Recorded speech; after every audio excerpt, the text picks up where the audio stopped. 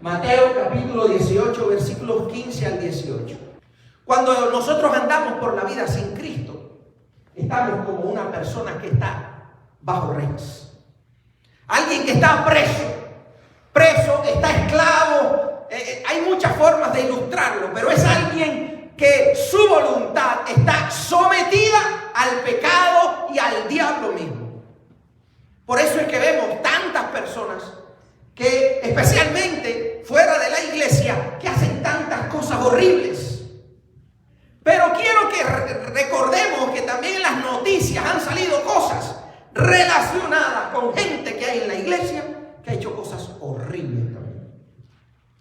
No sé si ustedes han estado atentos a las noticias, fundamentalmente hace ya un tiempo en que hubo un gran revuelo, ¿verdad? Porque habían, con todo este movimiento del Me Too, que era también relacionado con las mujeres que habían sido abusadas, que personas que tenían cierto nivel de autoridad pues se habían aprovechado y habían también pues acosado sexualmente a muchas mujeres, y algunas habían todavía llegado con ellas todavía mucho más triste y más lejos. Pues con todo este revuelo salió también que en las iglesias hubieron pastores y líderes que hicieron cosas tales como esas. Tocaron lo que no debía tocar, anduvieron en relaciones con personas que no debían estar en relaciones, y líderes también que se aprovecharon de estas circunstancias.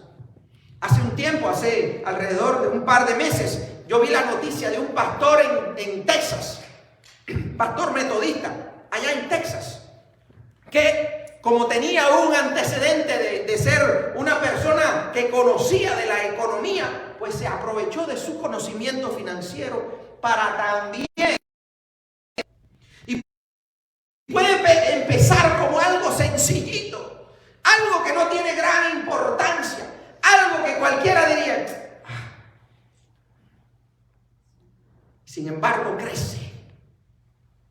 crece como un cáncer dentro de nosotros, porque el enemigo nunca se va a conformar con tenernos un poquito enfermos. El diablo nunca va a estar tranquilo con vernos un poquito mal. Su propósito siempre va a ser destruirte y matarte. Jesús lo dijo en Juan capítulo 10. El enemigo, Satanás y sus demonios vinieron a esta tierra y están en contra nuestra. Y su propósito es que tres cositas sencillitas. ¿Quién la recuerda? ¿A qué vino Satanás? El ladrón, como le llama Jesús. Para robar, para destruir y para matar. El enemigo le quiere robar su paz. El enemigo le quiere destruir su familia. Pero no se va a conformar con eso. El enemigo le quiere matar. Y si no le mata en lo físico, le va a querer matar en lo espiritual para que se aparte de Dios y pierda su salvación. Entonces Jesús, conociendo que la maldad y el pecado en el ser humano no está solamente allá afuera, sino que también está aquí adentro. Y cuando digo aquí adentro me refiero tanto en nuestra congregación como en todas las demás iglesias. El pecado está presente. Si uno descuida el pecado en el que uno cayó y no arregla sus cosas con Dios, el enemigo es poquito a poquito ganando terreno en su vida hasta que lo destruya completamente y lo mate. No es cosa sencilla. Cuando hablamos del pecado y hablamos de los planes de Satanás, matar, hurtar y destruir, no vino a otra cosa. Jesús le llama también padre de mentira, porque muchas veces con el pecado nos hace sentir cómodos, nos hace sentir con tener determinado placer o determinada seguridad o determinadas ventajas o beneficios o satisfacciones en la vida. Pero usted sabe que si eso es pecado, en algún momento le van a pasar el bill, y va a ser un bill que usted no pueda pagar. Dice la Biblia, la paga del pecado es muerte. Pero qué bendición que siempre Dios nos tiene buenas noticias, porque dice, más el regalo de Dios. Pero la dádiva de Dios es ¿qué cosa? Vida eterna ¿en quién? En Cristo Jesús, Señor nuestro. Entonces tenemos que aprender a vivir con esa dinámica, que vamos a caer en algún momento, que vamos a fallar, que vamos a entrar en conflicto, es una realidad, pero no nos podemos conformar a ello. Caigo y me levanto enseguida, porque para eso la promesa de Dios está. Aquellos que pecan pueden reconciliarse con el Padre. ¿A través de qué? El arrepentimiento y aceptar el perdón de Dios. ¿Cuántos le dan gracias a Dios por eso? Amén. Estamos hablando de una cosa muy importante. Jesús, consciente de la presencia de la maldad en el corazón humano, de la realidad del pecado, Jesús nos dio esta palabra. Miren lo que dice allí. Hoy la palabra no va a ser tanto para la gente de afuera. Hoy la palabra es para la gente de adentro. Vamos a ver qué es lo que dice allí. Mateo capítulo 18, versículos del 15 al 18. Si tu hermano peca contra ti. Ya empezó Jesús hablando directo, ¿verdad? Si tu hermano peca contra ti. O tu hermana. Porque en estos tiempos a la gente le gusta que uno ponga en el español, cuando uno dice todos o hermanos, es genérico, se refiere a ambos sexos. No se sienta mal por eso. Alabe a Dios. Dice, si tu hermano peca contra ti, ve a solas con él y hazle ver su falta. ¿Sabe qué está haciendo Jesús? Dándonos una responsabilidad personal. Si alguien hace algo en contra mía, ¿quién es el primer responsable de comenzar a resolver el problema? Los involucrados. Yo, en este caso. Aunque la culpa haya sido del otro, si el otro no reacciona, Jesús nos está diciendo, toma la iniciativa, pero no dejes que el pecado siga creciendo, porque ya les dije, es como un cáncer. Usted no quiere tener nada que ver con un cáncer, ¿verdad? El Señor reprenda toda obra del enemigo para enfermar nuestra alma. Dice, ve a solas con él, a solas, y hazle ver su falta. Si te hace caso, has ganado a tu hermano. Se reconciliaron, pero sigue diciendo, pero si no, está leyéndole en su palabra, en su Biblia. Abra su Biblia, este es uno de los textos dignos de marcar. Y si no tiene una Biblia de papel y quiere tener una, nos la pide. Pero si no, sepa que lo puede descargar en su teléfono también. Pero si no te escucha, si no te hace caso, si ignora tu llamado, lleva contigo a uno o dos más para que todo asunto se resuelva mediante el testimonio de 2 o 3 testigos. Si se niega a hacerle caso a ellos, díselo a la iglesia. Ya involucra, en este caso, a la iglesia, a los líderes de la iglesia, a los miembros de la iglesia. Díselo a la iglesia. Y si incluso a la iglesia no le hace caso, trátalo como si fuera un incrédulo o un renegado. Esto es una cosa fuerte. Esto es una cosa fuerte. Trátalo como un incrédulo o un renegado. Pero mire lo que dice ahora, que es relacionado con el título, las llaves que atan y desatan. Versículo 18. Les aseguro que todo lo que ustedes aten en la tierra quedará atado en el cielo. Y todo lo que desaten en la tierra quedará desatado en el cielo. Palabra de Dios para su pueblo. Gracias, Señor. Aquí nos está diciendo Jesús la fórmula, el modelo a seguir para resolver conflictos personales y para establecer el orden y también la disciplina dentro de la iglesia. Y cuando hablo de disciplina me refiero al buen testimonio. Cuando una persona conoce a Cristo, ya no es la misma. Dice 2 Corintios 5:17, y anótalo por ahí porque es un texto bíblico fundamental para cualquier cristiano. 2 Corintios 5:17 dice, porque si alguno está en Cristo, ¿qué cosa es? Es una nueva persona, es una nueva criatura, ha nacido de nuevo, como le dijo Jesús a Nicodemo, ha vuelto a nacer, ya no es el mismo de antes de conocer a Cristo. Si alguna persona está en Cristo, nueva criatura es. Las cosas de antes, las cosas viejas, su pasado ya pasó. Como decía aquel José José, ya lo pasado, pasado es, ¿verdad? Algunos se ríen porque ¿verdad? Todavía escucha esa cancioncita. Si usted todavía escucha esa cancioncita, usted sabe más o menos de qué edad es. Las cosas viejas pasaron. De ahí en adelante ya todo es hecho nuevo. Y quiero que recuerde esto. Lo que Dios quiere hacer en tu vida es algo nuevo. Dios no quiere que tu vida permanezca atada, permanezca encerrada en las cosas del viejo hombre, en las cosas de la antigua naturaleza, que es una naturaleza de pecado, es una naturaleza que su final, según la palabra de Dios, es muerte. Todos vamos a morir físicamente, pero la muerte a la que se refiere es la muerte espiritual, la cual es un sinónimo de infierno. Ninguno de nosotros quiere ir al infierno, ¿verdad? Nadie anda buscando boletos para allá, ¿verdad? Si no, no estuviera aquí. Cuando Cristo viene a nuestras vidas, Cristo quiere hacernos una nueva criatura. Y Dios sabe todas nuestras tendencias, todas nuestras inclinaciones. Dios conoce todas nuestras debilidades.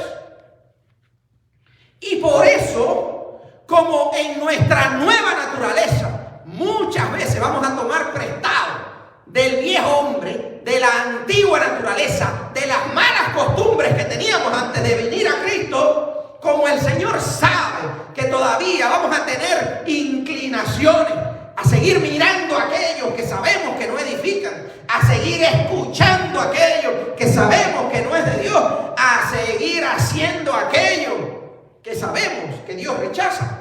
Como Jesús sabe que todavía seguimos teniendo esas debilidades, esas inclinaciones, pues busca de alguna manera formas para que tú y yo mantengamos nuestro rumbo, nuestra dirección hacia Él y nos apartemos de esas inclinaciones, nos apartemos del pecado y siempre busquemos la santidad, que según Hebreos, sin santidad nadie puede ver al Señor, ¿eh?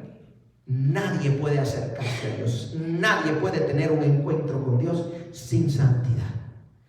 Así que la santidad es importante, y para conservar la santidad dentro del pueblo de Dios, Jesús nos dejó esto. Hay aquí por lo menos 3 cosas que necesitan ser hechas. O 2, de alguna manera, porque si de acuerdo a cómo se responda a la primera, será la segunda. La primera que Jesús nos presenta aquí es la realidad de que donde haya personas diferentes va a haber conflictos. Goyo vive solo, Vicente vive solo. A veces uno tiene conflicto con uno mismo, ¿verdad? Pero lo resuelve rápido, ¿verdad, Vicente? Si usted se enoja con algo que usted hizo, pues tiene que desenojarse rápido, ¿verdad? Goyo, ¿verdad? Uno resuelve el problema con uno mismo. Se mira al espejo, se dice 4 cosas y ya quedó resuelto el problema. Pero donde vivan más de 2, o donde viva más de 1, donde vivan 2 o 3, y si tienen la suerte de que vivan 5 o 6, pues imagínense de ahí para adelante, ¿verdad? Va a haber conflicto. Va a haber conflicto. Ahora, ¿qué hacemos cuando hay conflictos en nuestra familia? Cuando mi esposa y yo tenemos conflictos, alguien tiene que romper el hielo para buscar la reconciliación. Porque dice la palabra de Dios, no se ponga el sol sobre nuestro enojo. ¿Sabe qué significa eso? no quiera resolver los problemas de hoy, mañana. El mañana no nos pertenece. No hay ninguna garantía de que nosotros vamos a despertar con vida mañana. Ni siquiera hay garantía de que vamos a llegar a nuestra casa hoy. No es para asustarlo, es para que sepamos esa realidad. El siguiente minuto no sabemos qué pueda pasar. Uno tiene una idea de lo que pudiera pasar, pero no está garantizado. El futuro le pertenece a Dios. Tenemos que aprender a ubicarnos en el presente. Y si yo tengo un conflicto hoy, ¿cuándo es el día para resolverlo? Hoy. No es mañana, es hoy. Pero para eso hace falta cierto nivel de humildad. Y hace falta poner a un lado muchas veces la arrogancia. Porque eso, por lo general, el orgullo es lo que estorba a que haya reconciliación. Dice Jesús, si hay algún conflicto entre los hermanos de la fe, si hay algún conflicto en la iglesia, que también los va a haber. Si usted es de las personas que llega al culto y diciendo el amén, usted se va, probablemente usted no va a tener muchos conflictos con las personas, pero tampoco va a conocer los problemas de los demás, tampoco va a crecer mucho en la fe. Porque la fe, la vida cristiana, se compone no solamente del culto, se compone también de la relación entre hermanos. Así que vamos a cambiar nuestra vida, nuestra forma de vivir. No seamos de los que se acabó el culto y ya me quiero ir. No sea de los que hagan planes pegaditos ahí. Bueno, si el culto empieza a las 12:30, pues entonces yo voy a hacer planes para la 1:40. Nosotros normalmente a la 1:40 no hemos terminado.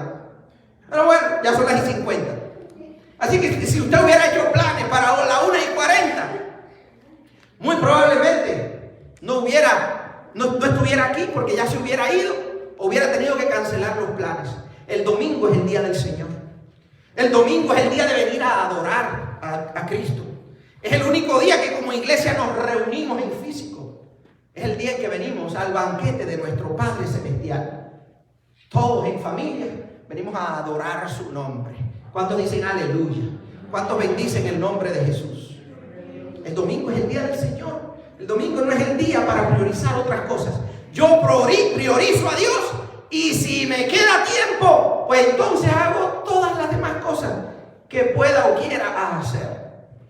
Pero no seamos de los que ahí planifican cositas ahí pegaditas al culto. No, a las 2 de la tarde voy a quedar con fulano para ir a no sé dónde. No haga eso, porque va a estar distraído durante el culto y no va a tener la oportunidad de relacionarse con los demás hermanos y conocer cuáles son las necesidades de los demás. Jesús quiere que como iglesia aprendamos a convivir juntos. Y si usted es de las personas que se involucra entre los líderes de la iglesia, allí va a haber un grupo de líderes, de personas que van a convivir, van a pasar por lo general más tiempo juntos de lo que se pasa con los demás. Por lo tanto, mientras más nos conocemos, mientras más tiempo permanecemos juntos, ¿qué pasa? Más posibilidades de conflictos hay. ¿Por qué? Porque usted no tiene conflictos con alguien que vive en otra cuadra o en otro lugar con quien no tenga ningún tipo de relación. Usted no tiene conflictos con ese tipo de personas. ¿Dónde usted tiene sus conflictos? En la familia. ¿Dónde más? En el trabajo. ¿Dónde? En la escuela, ¿verdad? Usted tiene sus conflictos donde usted se reúne y se conecta con otras personas. Pero con los que usted no tiene relación, no tiene conflictos. Así que si Jesús nos está diciendo esto, es porque de antemano nos está pidiendo que nos acerquemos. Entre los judíos, entre los discípulos de Jesús, había chisme, había conflictos. Estaban Juan y su hermano Jacobo, si mal no recuerdo, que querían ser los líderes, los que estaban adelante. Hasta la mamá intervino para aquellos dos fueran de los que estuvieran en el reino de los cielos, uno a cada lado de Jesús. ¿Por qué eso? De acuerdo a nuestras características vamos a querer hacer cosas o vamos a querer que hagan cosas con nosotros. Y si eso no es necesariamente el interés o la necesidad de la otra persona, pues uno va a tener que aprender a negociar o uno va a enojarse. O fulano hizo, o mengana no hizo. Y eso va a traer conflictos. Inevitablemente, aún dentro de la iglesia, ocurren conflictos. ¿Por qué? Porque somos pecadores. Porque somos personas que en muchas ocasiones, pues, en nuestro egoísmo queremos hacer lo que nosotros queremos o lo que nosotros deseamos, pero no necesariamente lo que Dios quiere. Entonces Jesús dice, lo primero no es que ustedes se alejen, sino al contrario. Hubo un conflicto entre dos de nosotros. Lo que Jesús quiere es que si la persona que inició el conflicto o la persona culpable del conflicto no tiene la humildad o no se dio cuenta de lo que hizo, dándole el beneficio de la duda, que entonces la persona afectada tenga la iniciativa. ¿Qué es lo que normalmente hacemos? Evitamos la confrontación. Y en vez de ir y hablar con esa persona, ay, mira, dijiste esto y me hirió, me parece que fuiste injusta o que fuiste injusto al decir esto. Mi hermana o mi hermano, dijiste o hiciste o lo que sea que haya pasado, y yo pienso que eso no está bien. Pero en vez de hacer eso, ¿qué es lo que normalmente las personas hacen? Bueno, gracias. Muchas personas se retraen, se lo tragan, no van más a la iglesia, se amargan. La Biblia habla en muchas ocasiones acerca de las raíces de amargura, porque eso provoca que en nosotros se desarrolle esa amargura, que lo mismo produce odio con la otra persona, y ya dejamos de ser víctimas para convertirnos también al mismo nivel en una persona que acumuló algo o que hace o piensa algo que no es la voluntad de Dios. Nos hacemos tan culpables como la otra persona. O nos ponemos a hablar de esa otra persona, de lo que hizo o de lo que no hizo, con otras terceras personas. Jesús dice, no. La solución para nuestros conflictos no es retraernos, no es apartarnos, mucho menos dejar de ir a la iglesia. La solución para nuestros conflictos es la reconciliación. Y eso comienza con la confrontación. Ve y habla con la persona. ¿Es eso fácil? Por supuesto que no. Si no, los conflictos en la iglesia no duraran más de un día. Los conflictos en nuestra familia no duraban más de un día. Eso no es fácil, pero es lo más sabio, de acuerdo al consejo del Hijo de Dios. Jesús dijo, ve, versículo 15. Si tu hermano peca contra ti, dice, ve a solas con él y hazle ver su falta. Háblale, sé honesto, porque en la honestidad y en la verdad se manifiesta el amor. La persona que más te ama no es la que no te dice tus errores. La persona que más te ama es la que te dice tus errores en amor. Porque están las otras, que te dicen tus errores, pero con el machete en la mano, ¿verdad? Sacaste el dedito, ¡pam!, y te lo cortó. Uno no quiere eso.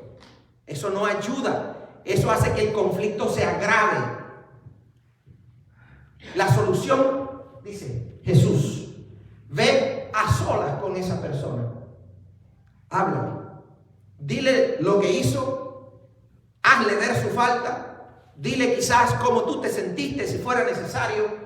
Pero lo importante es que esa persona escuche, en caso de que a veces no se dan cuenta, porque estamos tan acostumbrados a actuar de maneras inmaduras que muchas veces ni cuenta nos damos de lo que hacemos mal. Jesús nos dice, ve, hazle saber su falta. Dile lo que hizo. Dile lo que dijo. Refréscale la memoria. Dile que pecó. Díselo con amor. pero confronta. Y dice, en este primer paso de confrontar, dice la palabra de Dios que debemos hacerlo primero de manera personal. Pero si la persona, no, estamos hablando de gente de la iglesia, ¿ok? Si la persona dice, no, ¿qué? No me interesa, o no quiere hablar con nosotros, o cuando le empezamos la conversación se retiró y se fue, o no sé, o lo que sea, dice, el consejo de Jesús es, lleva entonces un testigo. Ya a esa próxima conversación, pues ya usted no vaya solo o solo. Ya usted vaya quizás con otra persona, otro hermano maduro en la fe. Alguien que sea neutral, no con su amiguito, no con su amiguita. Vaya quizás con el pastor, con un líder, con alguien maduro en la fe, alguien en que usted sepa que tiene determinado nivel de sabiduría. Y vuelvan a confrontar a la persona. Porque lo que pasa muchas veces es que le decimos algo a alguien, la persona no reaccionó y lo dejamos por perdido. Eso no es lo que aconseja la Biblia tampoco. Porque eso es lo mismo que hacen los incrédulos, como dice Jesús. Eso no es una muestra de amor. La muestra de amor está cuando nosotros hacemos todo lo posible por la restauración de nuestro hermano en la fe. Cuando nosotros hacemos todo lo posible por nuestra reconciliación con nuestra hermana en la fe. Ven entonces con otro testigo o dos, porque los asuntos entonces deben resolverse. Mientras menos personas se involucren en el conflicto, mejor, pero a veces involucrar al menos una o dos personas más. Van y vuelven a confrontar a la persona. Si la persona se niega a reconocer su pecado, si la persona no le interesa buscar la reconciliación, si la persona permanece en su misma condición o empeora, entonces el consejo de Jesús es, llévalo entonces más alto. Que no se saben el chiste bien, dicen una manzana. Una manzana podrida pudre a los demás. Y se contamina la iglesia. Y Jesús dice, no, hasta que no se resuelva ese problema, no terminen, no paren. Si la persona sigue en su misma condición de arrogancia, llévenlo delante de la iglesia. Entonces ya ese problema hay que presentarlo delante de los líderes de la iglesia. Y delante de la iglesia si fuera necesario para tomar una decisión. Y se confronta a esa persona. Si aún delante de la iglesia la persona permanece en su arrogancia, entonces es tiempo para que se tomen decisiones con esa persona. Y la decisión que normalmente se toma en las iglesias es lo que le llaman disciplinar. Se disciplina a una persona cuando por un tiempo determinado o hasta que cambie, hasta que reconozca su pecado y se arrepienta y cambie, pues entonces esa persona es restaurada nuevamente.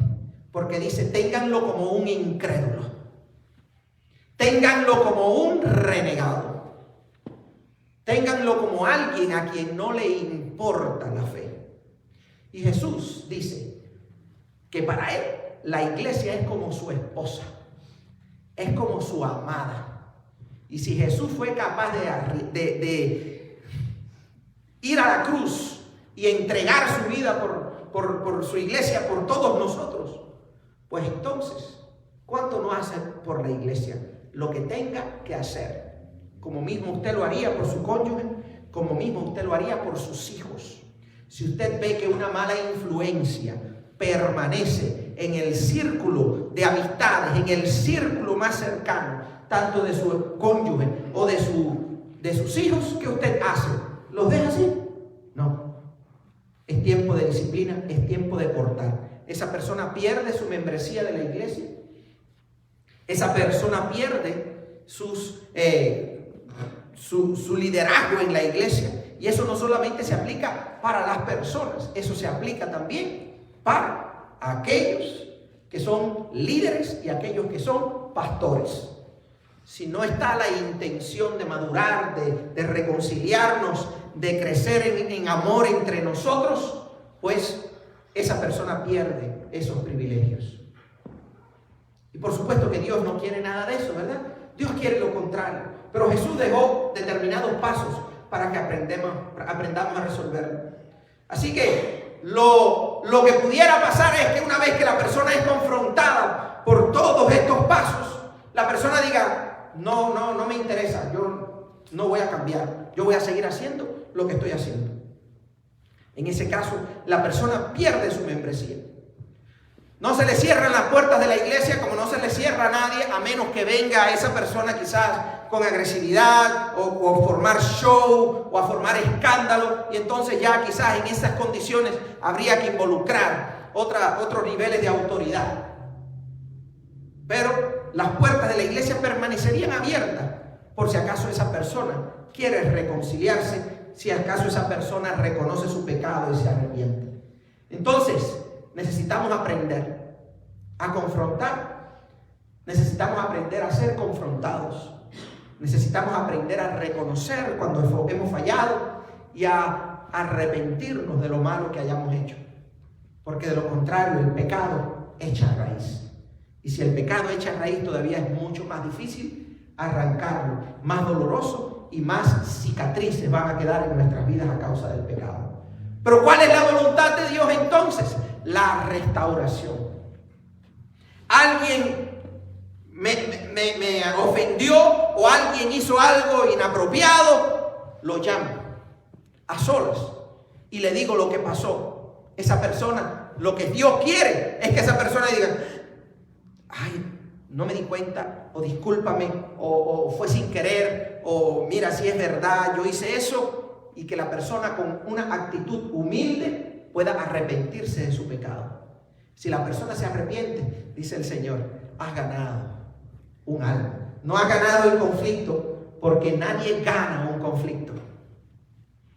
¿Ok? Al final, si lo que buscamos es ganar el conflicto, los dos pierden. Lo que se gana es la amistad, lo que se gana es la reconciliación, lo que se gana es el amor y la fortaleza y la firmeza del Evangelio en esa congregación. Pero ¿qué pasa también? Que una vez que eso pasa, que eso sucede, pues la voluntad de Dios es que la restauración y la reconciliación sea completa. En este caso, ¿cuándo es que se ata o cuándo es que se desata?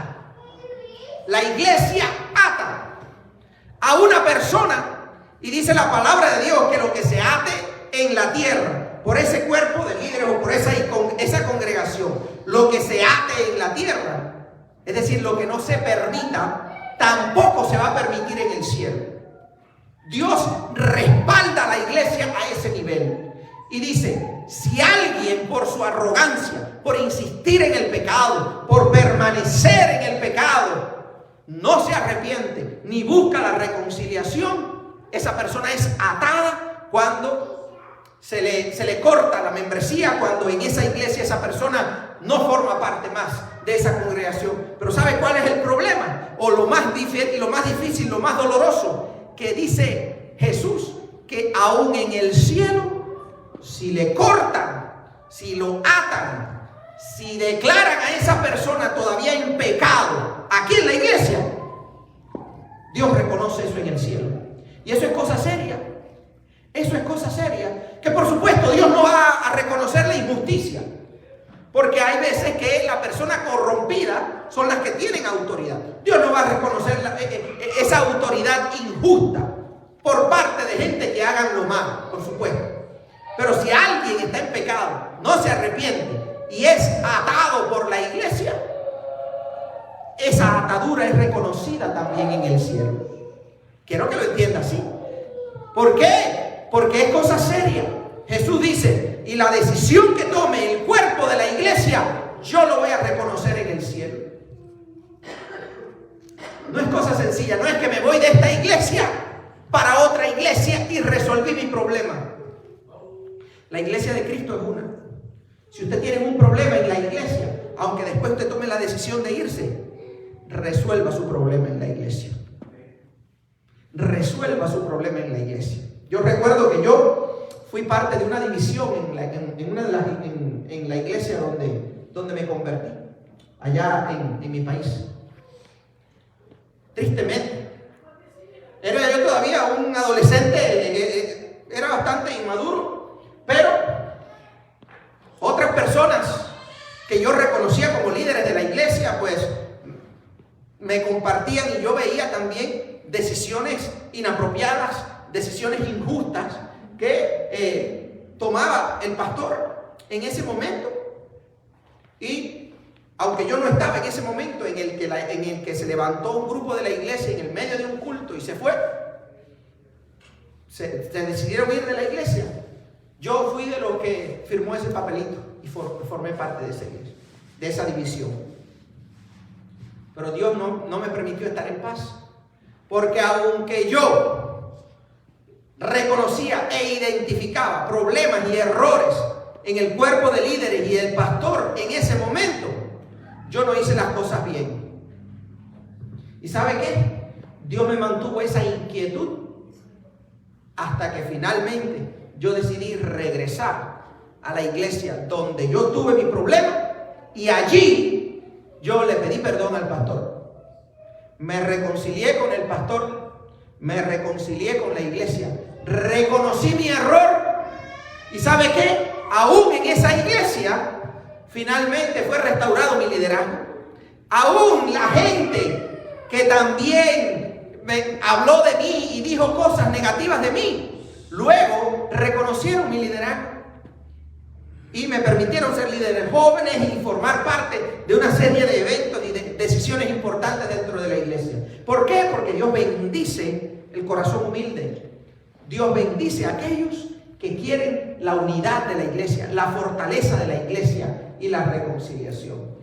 Dios bendice ese tipo de actitudes y no hay error, no hay maldad en ello. También el desatar es cuando una persona en pecado, ya sea por conflictos en la iglesia o porque vivió intencionalmente en una condición de pecado, se le confrontó por su pecado, porque es miembro de la iglesia, porque es parte de los líderes, se le confrontó con su pecado. Esa persona reconoce su pecado, esa persona es puesta en libertad.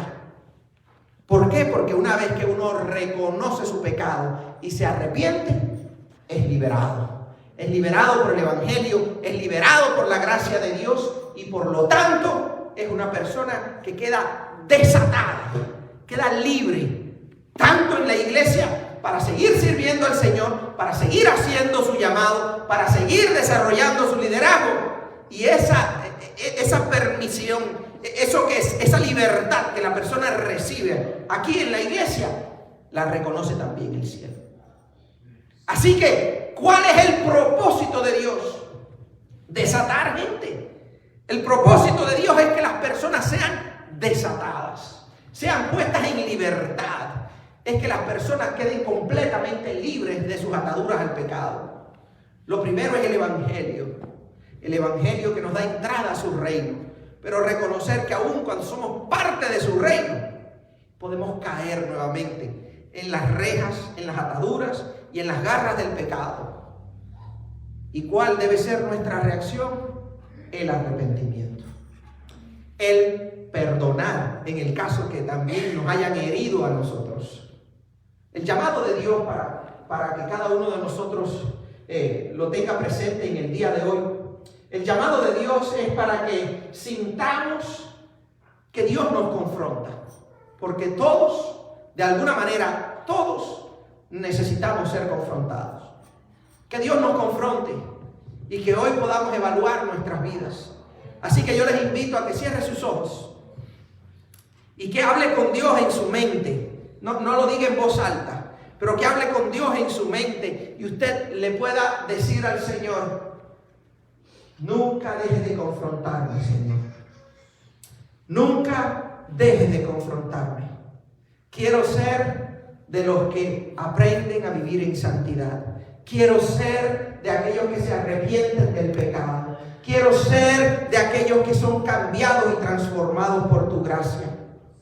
Ábrele el corazón a Dios en esta hora y dile: Señor, cambia mi vida, cambia mi ser, cambia y transforma mi alma. Lléname con tu presencia para que yo tenga un corazón humilde, Lléname con tu presencia para que el pecado no tome autoridad sobre mi vida.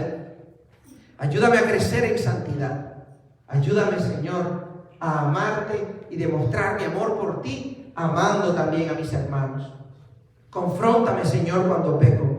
No me dejes seguir viviendo en el pecado. Y dame humildad para arrepentirme.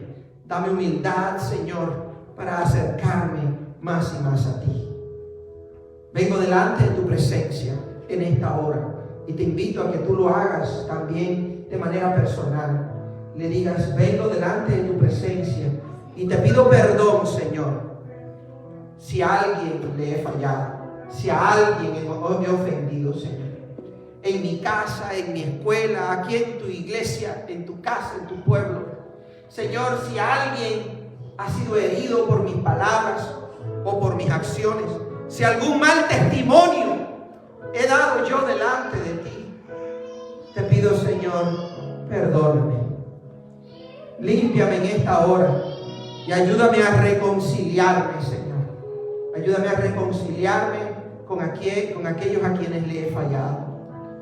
Pero, Señor, si ha sido otra persona quien me ha fallado, quien me ha ofendido, si conozco de alguna persona que vive en pecado de manera intencional, dame palabras, Señor.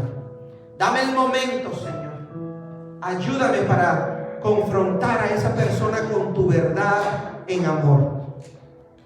Permite, Padre, que mis palabras puedan ser usadas por ti para convencer ese corazón de pecado y que Dios, esa persona y yo podamos ser reconciliados. Perdonamos, Señor, en esta hora con anticipación. Perdonamos a quienes nos han ofendido y te pedimos, ayúdanos, Señor, para no ser de los que ofenden, pero si aún lo hiciéramos, ayúdanos a tener la valentía suficiente y la humildad para arrepentirnos. Bendícenos, bendice nuestra familia. Mantén la unidad de tu pueblo, tanto aquí en la iglesia como en nuestras casas. Y mantén nuestro testimonio para que seamos luz donde quiera que estemos. Un testimonio de un hijo tuyo, de una hija tuya, Señor, que realmente te ama y te honra. En el nombre de Jesús. Amén y amén. Gracias, Señor.